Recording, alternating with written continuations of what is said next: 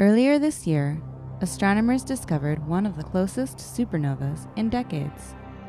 Now, new data from NASA's Chandra X-ray Observatory has provided information on the environment of the star before it exploded, and insight into the possible cause of the explosion. On January 21, 2014, astronomers witnessed a supernova just days after it went off in the Messier 82, or M82, galaxy. Telescopes across the globe and in space turned their attention to study this newly exploded star. Astronomers quickly determined this supernova, dubbed SN 2014J, belongs to a class of explosions called Type 1a supernovas.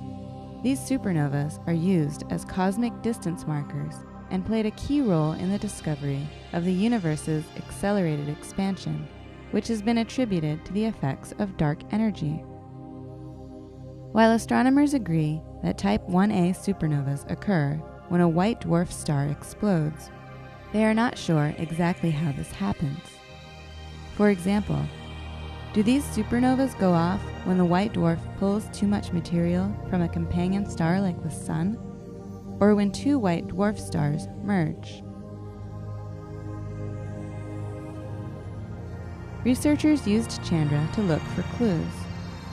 They took observations with Chandra about 3 weeks after 2014J and compared it with Chandra data taken prior to the explosion. They found, well, nothing. Although it may sound counterintuitive, this non-detection of X-rays actually told astronomers quite a bit.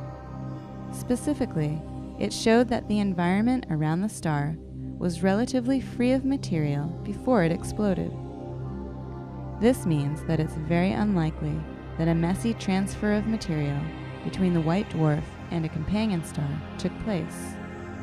Rather, whatever caused SN 2014J to explode cleared out the space around the star beforehand.